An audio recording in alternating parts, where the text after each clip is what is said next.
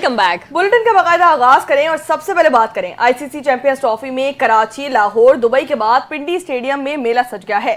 بنگلہ دیش اور New Zealand کی ٹیمیں مد مقابل ہیں۔ آئی سی سی چیمپئنز ٹرافی کے چھٹے میچ میں نیوزی لینڈ نے بنگلہ دیش کے خلاف ٹاس جیت کر پہلے بیٹنگ کا فیصلہ کیا ہے۔ بنگلہ دیش کی نیوزی لینڈ کے خلاف بیٹنگ اس وقت جاری ہے۔ بنگال ٹائیگرز کی کمان نجم الحسن شنٹو کے ہاتھ میں ہے، جبکہ بلیک کیپس کو مچل سینٹر لیڈ کر رہے ہیں۔ دونوں ٹیمیں بہترین کارکردگی دکھانے کے لیے پرعزم نظر آتی ہیں۔ ٹاس کے موقع پر گفتگو کرتے ہوئے نیوزی لینڈ کے کپتان نے کہا ہے کہ ٹیم میں کائل جیمسن اور ریچن روندرا کو شامل کیا گیا ہے۔ کوشش کریں گے کہ بنگلہ دیش کو کم اسکور تک محدود رکھیں۔ بنگلہ دیش کے کپتان نجم الحسن نے کہا کہ ٹاس جیتے تو فیلڈنگ کرتے۔ ٹیم میں 2 تبدیلیاں کی ہیں۔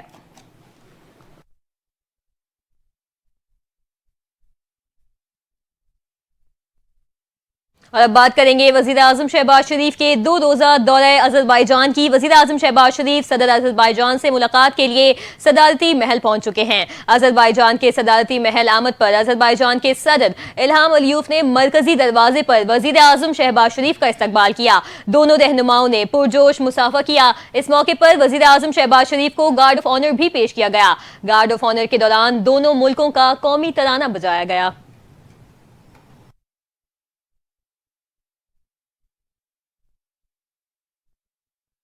اسی حوالے سے آپ کو بتائیں کہ وزیر اعظم شہباز شریف اور صدر الہام علیوف کی موجودگی میں پاکستان اور آذربائیجان کے درمیان مختلف شعبوں میں تعاون بڑھانے کے لیے مفاہمتی یادداشتوں پر دستخط کیے گئے ہیں۔ پاکستان اور آذربائیجان میں ایل این جی کی خرید و فروخت کے فریم ورک معاہدے میں ترمیمی معاہدہ ہوا۔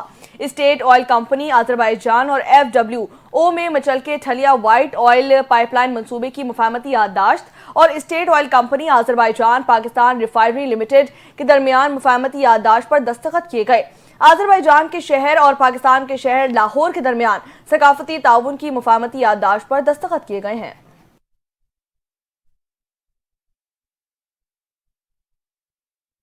آپ کو بتائیں کہ وزیر اعظم شہباز شریف نے کہا کہ آذربائیجان کے ساتھ طے پانے والے معاہدوں کو 1 ماہ میں حتمی شکل دینے پر اتفاق کیا گیا ہے اور $2 ارب سرمایہ کاری کے معاہدوں پر اپریل میں دستخط ہوں گے۔ وزیر اعظم شہباز شریف نے کہا کہ آذربائیجان کے دورے کی دعوت اور بھرپور میزبانی پر صدر الہام علیوف کا مشکور ہوں۔ باکو کی طرز پر اسلام آباد کو بھی خوبصورت شہر بنانے میں مصروف ہیں۔ ان کا کہنا تھا کہ باہمی مفاد کے مشترکہ منصوبوں سے دونوں ملکوں کے عوام مستفید ہوں گے۔ وزیر اعظم نے مزید کہا کہ آذربائیجان کی علاقائی خود مختاری اور سلامتی کی حمایت کرتے ہیں، جبکہ کارا باغ کے مسئلے پر آذربائیجان کی حمایت جاری رہے گی۔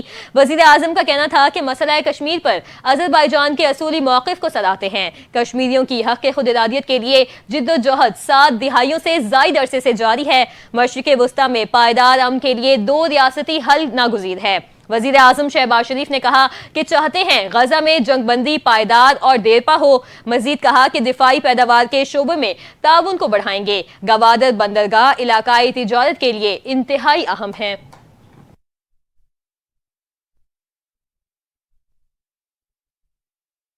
وزیر اعظم شہباز شریف اور صدر الہام علیوف نے مشترکہ نیوز کانفرنس کی۔ صدر آذربائیجان نے وزیر اعظم شہباز شریف کو خوش آمدید کہتے ہوئے کہا کہ دونوں ممالک کے تعلقات کو مزید فروغ دیا جا رہا ہے۔ صدر الہام علیوف کا مزید کہنا تھا کہ پاکستان اور آذربائیجان خطے کی صورتحال اور سلامتی کے امور پر یکساں موقف رکھتے ہیں۔ دونوں ممالک کے درمیان اقتصادی اور تجارتی تعاون کے بے شمار مواقع بھی موجود ہیں، جبکہ دفاعی پیداوار اور صنعتی شعبے میں تعاون پر تبادلہ خیال کیا گیا۔ صدر آذربائیجان نے کہا کہ گزشتہ سال پاکستان کے دورے کے دوران 2 طرفہ تعاون پر اہم پیش رفت ہوئی تھی اور جن منصوبوں پر بات چیت ہوئی اور انہیں اپنے 1 ماہ میں حتمی شکل دی جائے گی، جبکہ دونوں ممالک کے درمیان روابط کے فروغ اور ٹرانسپورٹ کے شعبے میں بھی معاونت پر تبادلہ خیال کیا گیا۔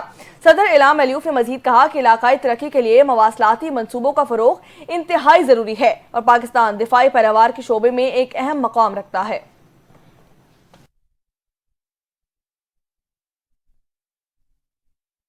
اور اب خبر یہ ہے کہ پاکستان بار کونسل کے نمائندہ advocate Akhtar Hussain judicial commission کی رکنیت سے مستعفی ہو گئے ہیں۔ اختر حسین ایڈوکیٹ نے اپنا استعفیٰ چیئرمین جوڈیشل کمیشن کو بھجوا دیا۔ سینئر ایڈوکیٹ اختر حسین نے اپنے لیٹر میں لکھا کہ پاکستان بار کونسل نے مجھے 3 مرتبہ جوڈیشل کمیشن آف پاکستان کا رکن نامزد کیا۔ میں اپنی ذمہ داریاں بہترین صلاحیتوں کے مطابق انجام دیتا رہا۔ اختر حسین نے لکھا کہ حالیہ عدالتی تقرریوں سے متعلق تنازعات کی بنا پر میں مزید کام جاری نہیں رکھ سکتا۔ میں جوڈیشل کمیشن آف پاکستان کی رکنیت سے مستعفی ہوتا ہوں۔ اپنے استعفے کی نقل پاکستان بار کونسل کو ارسال کر رہا ہوں تاکہ آئین کے تحت میری جگہ نیا نامزد رکن مقرر کیا جا سکے۔ پاکستان بار کونسل کی طرف سے جوڈیشل کمیشن کے نئے ممبر کی نامزدگی کے حوالے سے اہم اجلاس 26 فروری بدھ کے روز طلب کر لیا گیا ہے۔ ذرائع کے مطابق ممبر جوڈیشل کمیشن کے لیے سینئر وکیل احسن بھون کو مزید نامزد کیے جانے کا امکان ہے۔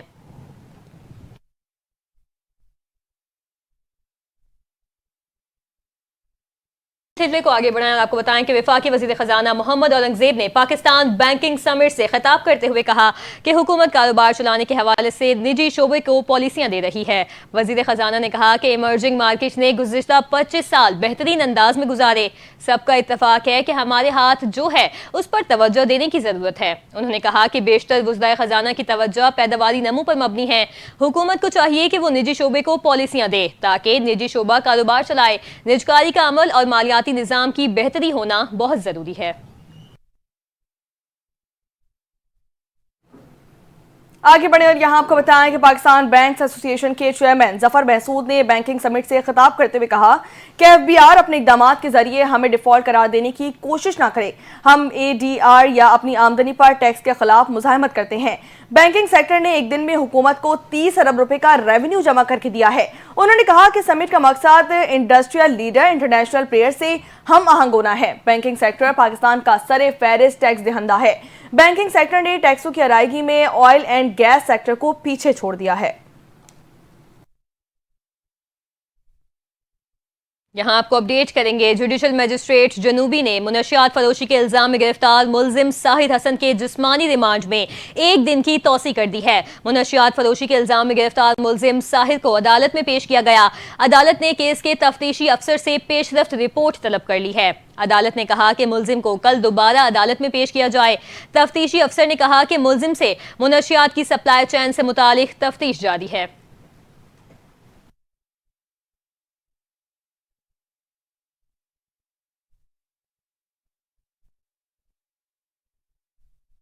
آگے بڑھے اور یہاں آپ کو بتائیں کہ مصطفیٰ عامر قتل کیس کی تحقیقات کے دوران منشیات کیس سے جڑے گرفتار ساحر حسن سے تفتیش میں اہم انکشافات سامنے آ گئے ہیں۔ ایس آئی یو ذرائع کے مطابق ساحر حسن ڈارک ویب کے ذریعے بازل اور یایا نامی افراد سے منشیات منگوا کر اسے فروخت کرتا تھا۔ ساحر حسن بازل کو اسنیپ چیٹ کے ذریعے منشیات کا آرڈر کرتا اور اس کی ادائیگی کے لیے والد کے مینیجر کا بینک اکاؤنٹ استعمال کرتا تھا۔ بازل ساحر حسن کو منشیات 2 نجی کوریئر کمپنیز کے ذریعے ارسال کی جاتی تھیں، جبکہ اس سلسلے میں ساحر کو موصول ہونے والے پارسلز کے ریکارڈ بھی حاصل کر لیے گئے ہیں۔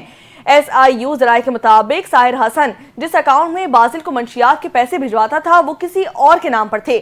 منشیات کیس کی تحقیقات بھی اور بھی بہت سارے نام سامنے آنے کی توقع ظاہر کی گئی ہے۔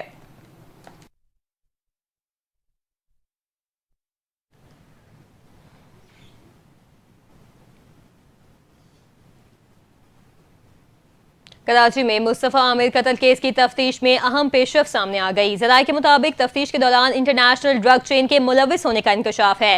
ایف آئی اے نے منی لانڈرنگ اور سائبر کرائم سے متعلق تفتیش کا آغاز کر دیا۔ تفتیشی حکام کا کہنا ہے کہ اسپیشل انویسٹیگیشن یونٹ منشیات کے حوالے سے کارروائی کر رہا ہے۔ منشیات کی ترسیل میں مختلف کوریئر کمپنیز کے بھی ملوث ہونے کا انکشاف ہوا۔ تفتیشی حکام کا کہنا ہے کہ ملزم ساحر ارمغان کے ذریعے مصطفیٰ سے ملا تھا۔ ملزم ساحر نے ارمغان کے رابطے کے حوالے سے تفصیلات فراہم کر دی ہیں۔ تفتیشی حکام نے مزید کہا کہ ملزم کا کال ڈیٹا ریکارڈ بھی حاصل کر لیا گیا جس میں ملزم ارمغان سے رابطہ سامنے آیا ہے۔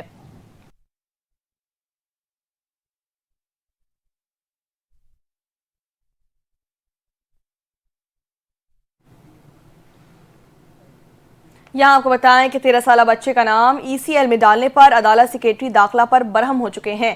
ریاست کو کیسے چلا رہے ہیں؟ جسٹس بابر ستار نے ریمارکس دیتے ہوئے کہا کہ نام ای سی ایل میں شامل کرنے کا کوئی ورکنگ پیپر عدالت میں پیش نہیں کیا گیا۔ سیکریٹری وزارت داخلہ بیان حلفی جمع کروائیں اور نام ای سی ایل میں شامل کرنے کے حقائق سامنے رکھیں۔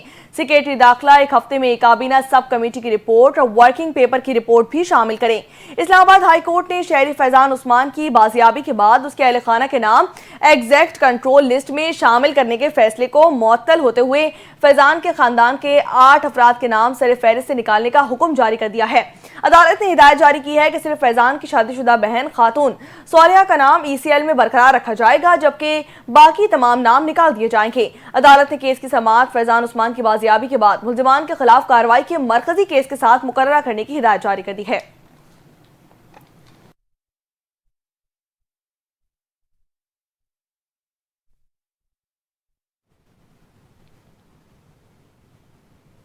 آگے بڑھے ہیں اور آپ کو بتائیں کہ وفاقی حکومت نے پیکا کے خلاف درخواست پر جواب جمع کروانے کے لیے سندھ ہائی کورٹ سے مہلت مانگ لی ہے۔ پیکا ترمیم کے خلاف تمام درخواستوں کی سماعت آئینی بینچ 11 مارچ کو کرے گا۔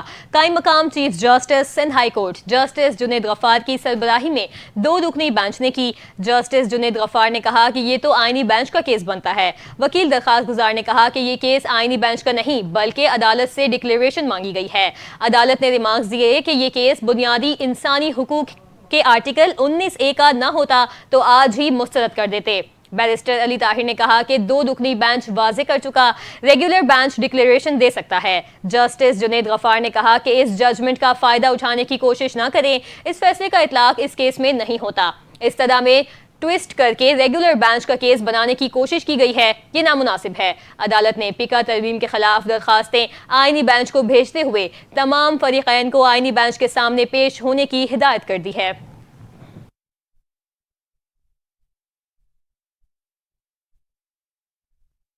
وزیر اعلیٰ خیبر پختونخوا علی امین گنڈاپور نے کامران بنگش اور تیمور جھگڑا کو کابینہ میں شامل نہ کرنے کا فیصلہ کر لیا ہے۔ بانی PTI کو راضی کر لیا گیا ہے، جبکہ تیمور سلیم جھگڑا نے کہا ہے کہ یہ اندرونی معاملہ ہے، اس پر کوئی تبصرہ نہیں کر سکتا۔ میں کچھ کہوں گا تو بانی PTI کے مقصد کو نقصان پہنچے گا۔ بانی PTI نے مجھے پہلی پاکستان تحریک انصاف میں 2 بڑی وزارتیں دی تھیں، اب بھی بلایا تھا لیکن ملاقات کی اجازت نہیں دی گئی۔ ساتھیوں کی پیٹھ میں چھرا گھونپنے پر یقین نہیں رکھتا۔ مشیر اطلاعات خیبر پختونخوا بیرسٹر محمد علی سیف نے کہا ہے کہ یہ پارٹی کا اندرونی معاملہ ہے اور اندرونی معاملے پر میڈیا پر کوئی بات چیت کرنا ضروری نہیں ہے۔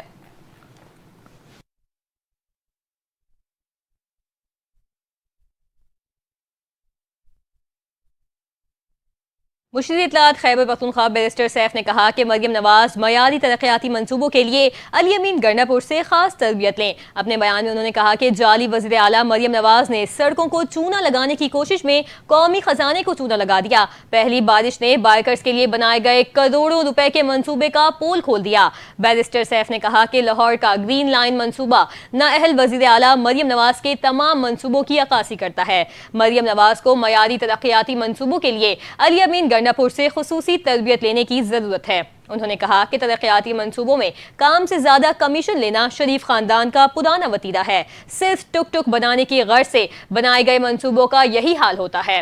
صوبائی مشیر کا کہنا تھا کہ عوام کے ٹیکسوں کا پیسہ راج کماری مریم نواز اپنی نااہلی کی نظر کر رہی ہیں۔ پنجاب کے تمام منصوبے جعلی وزیر اعلیٰ کی طرح جعلی ثابت ہو رہے ہیں۔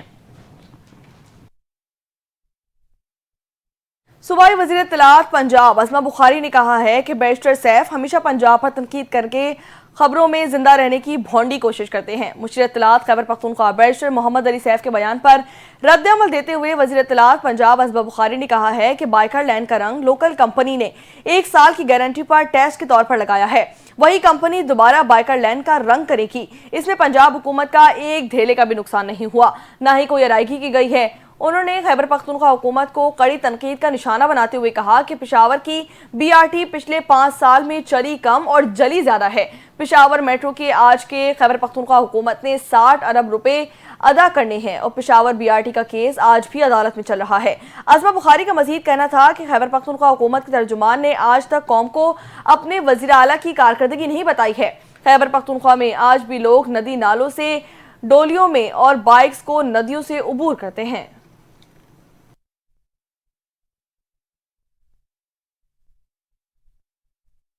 اور اب بات کریں گے اپوزیشن لیڈر اور PTI رہنما عمر ایوب کے بیان کی۔ میڈیا سے گفتگو میں انہوں نے کہا کہ چیف جسٹس نے مجھے بطور اپوزیشن لیڈر ملاقات کے لیے بلایا تھا۔ بانی PTI نے ہمیں کہا کہ چیف جسٹس سے ملاقات کر لیں، ہم نے اپنا ایجنڈا چیف جسٹس کے سامنے بھیجا۔ عمر ایوب کا کہنا تھا کہ ایجنڈے میں انسانی حقوق اور جوڈیشل ریفارمز کی بات کی گئی تھی۔ چیف جسٹس کو بتایا جیل میں بانی PTI اور بشرا بی بی کو حقوق کو جان بوجھ کر سلب کیا گیا ہے۔ بانی PTI سے ان کے بیٹوں سمیت کسی کی ملاقات نہیں کروائی جاتی۔ عمر ایوب کا کہنا تھا کہ ہم نے چیف جسٹس سے کہا کہ ہم اس وقت جو حالات لوئر جوڈیشری میں ہیں تو آگے جا کے کیا ہوں گے۔ بانی پی ٹی آئی اور واحد سابق وزیر اعظم ہیں جن کا ٹرائل ہو رہا ہے. باقی سابق وزراء اعظم کا اوپن کورس میں ٹرائل ہوتا رہا ہے.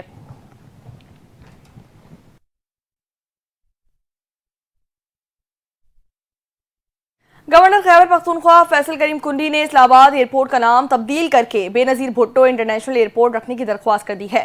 فیصل کریم کنڈی نے وزیر اعظم شہباز شریف کو لکھے گئے خط میں کہا ہے کہ پاکستان اور دنیا کے دیگر ممالک میں بھی قومی ہیروز کے نام پر ایئرپورٹس موجود ہیں. یہ اقدام شہید بے نظیر بھٹو کی قربانیوں کو خراج تحسین پیش کرنا ثابت ہوگا.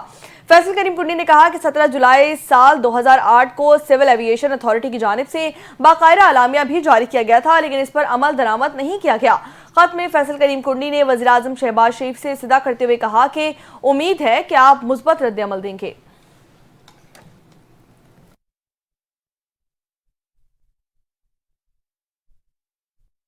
ایسی خبر ہے کہ مقامی عدالت میں ٹینکر جلانے کے مقدمے میں نامزد چیئرمین مہاجر قومی موومنٹ کی درخواست ضمانت پر سماعت ہوئی ہے. عدالت نے آفاق احمد کی درخواست ضمانت کی سماعت بغیر کارروائی کل تک ملتوی کر دی. آفاق احمد سرجانی ٹاؤن تھانے میں درج مقدمے میں عدالتی ریمانڈ پر جیل میں ہیں. پولیس نے ڈمپرز نظر آتش کرنے کے مقدمات میں آفاق احمد کو گرفتار کر رکھا ہے.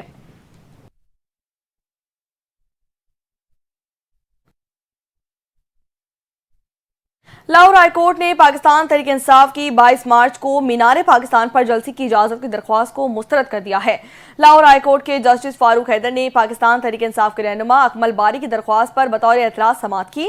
درخواست گزار کی جانب سے موقف اختیار کیا گیا کہ پاکستان تحریک انصاف 22 مارچ کو آئین اور قانون کے مطابق مینار پاکستان گراؤنڈ میں جلسہ کرنا چاہتی ہے. انتظامیہ کو جلسے کی اجازت کی درخواست دی مگر کوئی جواب نہیں دیا گیا. درخواست میں استدعا کی گئی کہ عدالت انتظامیہ کو پاکستان تحریک انصاف کو 22 مارچ کے روز مینار پاکستان پر جلسے کی اجازت کا حکم دے. لاہور ہائی کورٹ کے رجسٹرار آفس کی جانب سے ہائی کورٹ درخواست متعلقہ کمیٹی کے سامنے دائر نہ کرنے کا اعتراض عائد کیا گیا تھا. لاہور ہائی کورٹ نے رجسٹرار آفس کا اعتراض بحال کرتے ہوئے درخواست خارج کر دی ہے. عدالت نے درخواست گزار کو کمیٹی سے رجوع کرنے کی ہدایت جاری کرتے ہوئے کہا کہ کمیٹی فیصلہ نہیں کرتی تو آپ عدالت سے رجوع کر سکتے ہیں.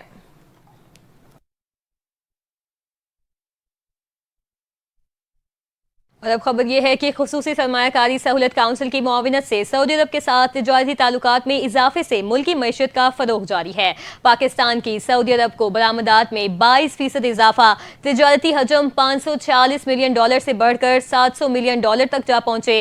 سعودی سرمایہ کاروں نے پاکستان کے توانائی، زراعت، آئی ٹی اور تعمیراتی شعبوں میں سرمایہ کاری کرنے پر دلچسپی کا اظہار کیا ہے.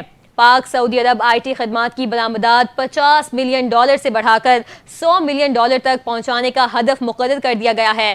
سعودی عرب کی جانب سے پاکستانی آئی ٹی کمپنیوں کی رجسٹریشن کے عمل میں سہولت کاری کے لیے ہیلپ ڈیسک کا قیام عمل میں لایا گیا. معروف سعودی فوڈ چین البیک کا پاکستان میں اپنی برانچز کھولنے کا اعلان خوش آئند ہے جس سے روزگار کے مواقع متوقع ہیں. SIFC کے تعاون سے سعودی عرب کے ساتھ تجارتی تعلقات کا فروغ اقتصادی روابط میں استحکام کا ضامن ہوگا.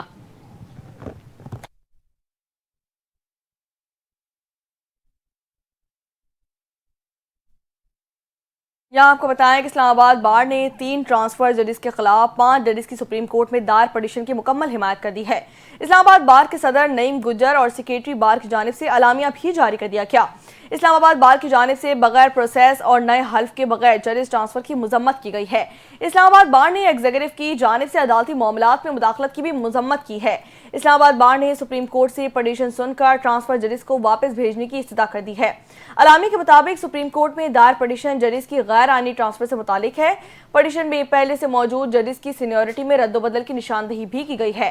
پٹیشن میں عدلیہ کی آزادی، اختیارات کی تقسیم اور آئینی بالادستی کو تھریٹس کا بھی بتایا گیا ہے، جبکہ مزید اور کہا گیا کہ ججز کا ٹرانسفر آرٹیکل 200 کی واضح خلاف ورزی ہے.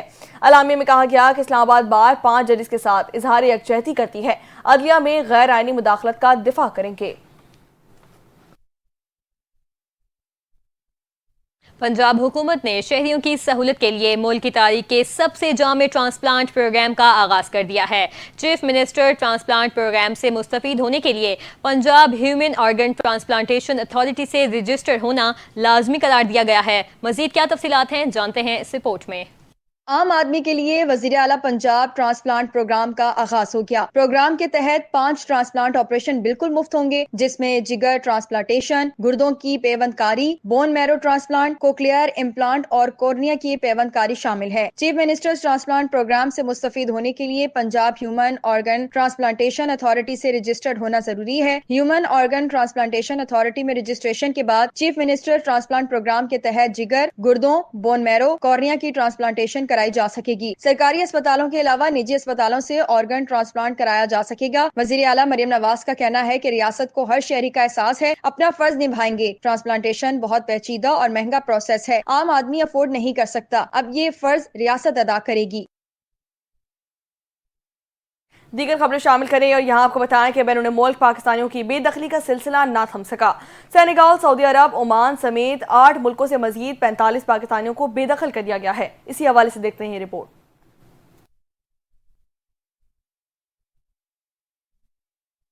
مختلف ممالک میں غیر قانونی طور پر مقیم پاکستانیوں کی بے دخلی کا سلسلہ جاری۔ سینیگال سے انسانی اسمگلنگ کے لیے پہنچے 3 نوجوانوں سمیت 8 ملکوں سے مزید 45 پاکستانیوں کو بے دخل کر دیا گیا، جن میں سے 5 کو کراچی میں انسداد انسانی اسمگلنگ سرکل کی حراست میں دے دیا گیا۔ امیگریشن ذرائع کے مطابق سینیگال میں مختلف ذرائع سے پہنچے 3 پاکستانی نوجوان کی یورپ انسانی اسمگلنگ کی جانا تھی، مگر مقامی اتھارٹیز نے انہیں حراست میں لے کر پاکستانی سفارت خانے کے ذریعے واپس بھیج دیا، جنہیں AHTC نے حراست میں لے لیا۔ سعودی عرب سے بلیک لسٹ 5 اور سزائیں پوری ہونے والے 6 افراد سمیت 14 پاکستانیوں کو ڈیپورٹ کر دیا گیا، جن میں منشیات فروشی کا ایک ملزم بھی شامل ہے۔ امیگریشن ذرائع نے کہا کہ رومانیہ، عمان میں زائد المیعاد قیام اور ویزا ختم ہونے سمیت مختلف الزامات پر 12 پاکستانیوں کو بے دخل کیا گیا۔ متحدہ عرب امارات میں زائد المیعاد قیام، غیر قانونی انٹری اور دیگر الزامات پر 7 پاکستانیوں کو واپس بھیجا گیا۔ امیگریشن ذرائع کا کہنا ہے کہ عراق میں زائد المیعاد قیام پر 1، قطر اور جنوبی افریقہ میں پاسپورٹ گم ہونے پر 6 پاکستانیوں کو واپس بھیج دیا گیا۔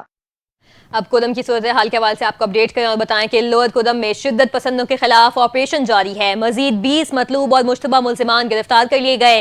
RPO کوہاٹ عباس مجید مروت کے مطابق اب تک 57 مطلوب ملزمان سمیت 85 مشتبہ افراد کو گرفتار کیا جا چکا ہے۔ ملزمان سے 83 مشین گنز، کلاشن کوفیں، 12 بندوقیں اور سینکڑوں گولیاں برآمد کر لی گئی ہیں۔ انہوں نے بتایا کہ ملزمان سے لوٹا گیا 4 ٹرک کا سامان بھی برآمد ہوا، جس میں ادویات، دیگر روزمرہ کی اشیاء شامل ہیں۔ RPO کے مطابق پولیس اور سیکیورٹی فورسز کا آپریشن لوور کودم کے علاقوں اوشت، بگن، مندوری اور دیگر ملحقہ علاقوں میں جاری ہے۔ افسوسناک خبر شامل کریں گے، جہاں پر شیخو پورہ میں ڈمپر نے 3 افراد کو کچل دیا ہے۔ تینوں موقع پر جاں بحق ہو گئے۔ ریسکیو کام کے مطابق تینوں افراد گھوڑے لے کر ڈانس کے لیے شادی پر جا رہے تھے۔ حادثے میں تینوں افراد اور گھوڑے کو کچل دیا گیا ہے۔ جاں بحق افراد شادیوں پر گھوڑا ڈانس کروا کر روزی کماتے تھے۔ حادثے کی اطلاع پر پولیس کی بھاری نفری بھی موقع پر پہنچ گئی۔ جاں بحق افراد کی لاشوں کو اسپتال منتقل کر دیا گیا، جبکہ حادثے میں 2 گھوڑے بھی ہلاک ہوئے ہیں۔ واقعے کے بعد ڈمپر ڈرائیور موقع سے فرار ہو چکا ہے۔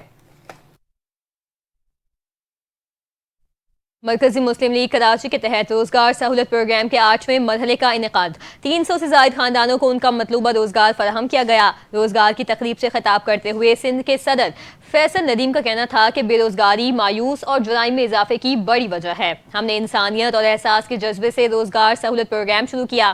یہ پروگرام خاندانوں کا معاشی سرکل چلانے کا نام ہے۔ حکومت کی ذمہ داری ہے کہ روزگار کے مواقع پیدا کرے۔ کراچی کے صدر ندیم اوان کا کہنا تھا کہ مرکزی مسلم لیگ لوگوں کو خود کار بنانا چاہتی ہے۔ ہم نے صرف نعرے نہیں بلکہ عوام کو عملی سہولت بھی دی۔ ڈائریکٹر روزگار سہولت پروگرام انجینئر نعمان علی کا کہنا تھا کہ ڈیجیٹل سکلز ٹریننگ اور آسان اقساط پر لیپ ٹاپ فراہم کر رہے ہیں۔ خود انحصاری کے ذریعے نوجوان اور ملک ترقی کرے گا۔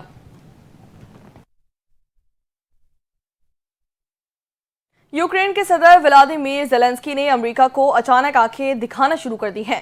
ولادیمیر زیلنسکی نے صدر ڈونلڈ ٹرمپ کو صاف کہہ دیا ہے کہ وہ جنگ پر خرچ 500 ارب ڈالرز تو کیا 100 ارب ڈالرز بھی واپس نہیں کریں گے۔ انہوں نے سابق امریکی صدر جو بائیڈن سے رقم قرض نہیں امداد کے طور پر لی تھی۔ صدر ٹرمپ کا نام لیے بغیر ولادیمیر زیلنسکی نے کہا ہے کہ خواہ کسی کو پسند آئے یا نہیں، امداد کی واپسی ذمہ داری نہیں ہوتی ہے، اس لیے ہم امداد واپس نہیں کریں گے۔ یوکرینی صدر نے کہا کہ امن بزور طاقت روس سے ہو یا نہ ہو، یوکرین کے ساتھ ایسا کیا جائے۔ صدر زیلنسکی نے عہدہ چھوڑنے کے لیے 2 شرائط بھی رکھی ہیں۔ پہلی یہ کہ ان کے مستعفی ہونے سے یوکرین میں امن آئے گا، اور دوسری صورت میں یوکرین کو نیٹو کا رکن بنایا جائے گا۔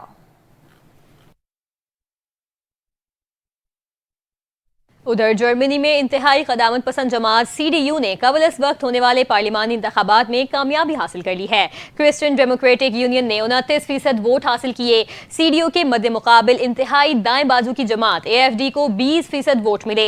इस जमात की रहनुमा एलिस वाइडल हैं और उनकी जमात इमिग्रेशन की सख्त मुखालिफत करती है। साबिक चांसलर ओलाफ शोल्ज ने अपनी शिकस्त तस्लीम कर ली है। उनकी जमात SPD को सिर्फ 16% वोट मिले, जबकि ग्रीन पार्टी 12.2% वोटों के साथ चौथे नंबर पर रही। कबल इस वक्त पार्लिमानी इंतखाबात में CDU की कामयाबी के बाद फ्रेडरिक मेजर के जर्मनी के नए चांसलर बनने की राहें हमवार हो चुकी हैं।